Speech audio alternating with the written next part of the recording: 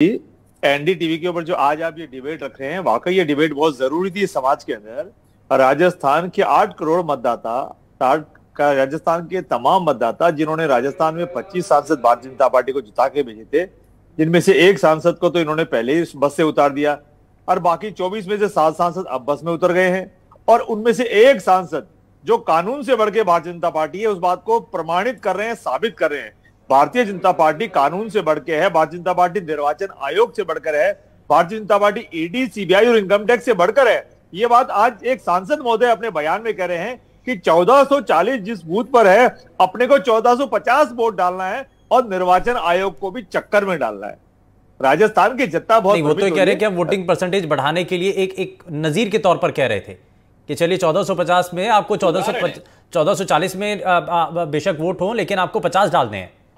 ये उनका कहने का मतलब था। आदरणीय, पिछले 9 सालों में भारतीय जनता पार्टी हिंदुस्तान को, राजस्थान को ऐसी नजीर पेश करती जा रही है, हिंदुस्तान के जनता को बेवकूफ बनाने का काम कर रहे हैं। मैंने अभी आपको 2 पल पहले कहा कि ईडी, कानून, सीबीआई, इनकम टैक्स से बढ़कर देश से बढ़कर अगर कोई आज है तो भारतीय जनता पार्टी है। 56 इंच का सीना बताने वाले प्रधानमंत्री जी को इस बात पे एक्शन लेना चाहिए कि मेरे जिम्मेदार सांसद जो राजस्थान में मुख्यमंत्री का सपना देख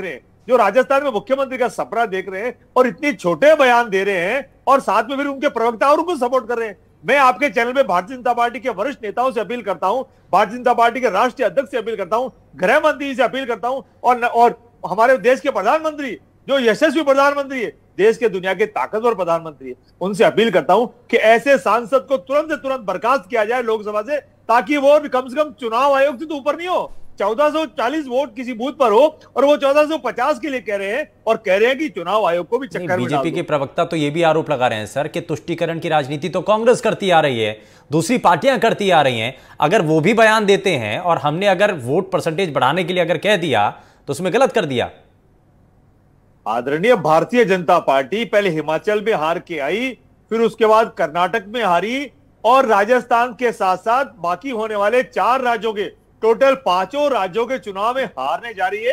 ये नए नए शगुफे छोड़ते हैं, कभी तुष्टीकरण की राजनीति लाते हैं, कभी हनुमान जी को लाते हैं, कभी राम जी को लाते हैं। और आपने देखा, पूरी दुनिया ने देखा, पूरे हिंदुस्तान ने देखा, कर्नाटक में तो इनको हनुमान जी, राम जी ने भी मना कर दिया था कि हम आपके साथ नहीं आएंगे, क्योंकि आप चुनाव के वक्त हमको याद करते, आप मतलब के लिए हमको याद करते। कांग्रेस पार्टी के कार्यकर्ता हमेशा मंदिर मस्जिद में जाया करते थे, चर्च और गुरुद्वारे में जाया करते थे, लेकिन ये लोग सिर्फ ढोंग करने का काम करते हैं। भारतीय जनता पार्टी के जो सांसद है बालकनाथ जी, उन्होंने बता दिया है कि भारतीय जनता पार्टी की कथनी और करनी में क्या अंतर है।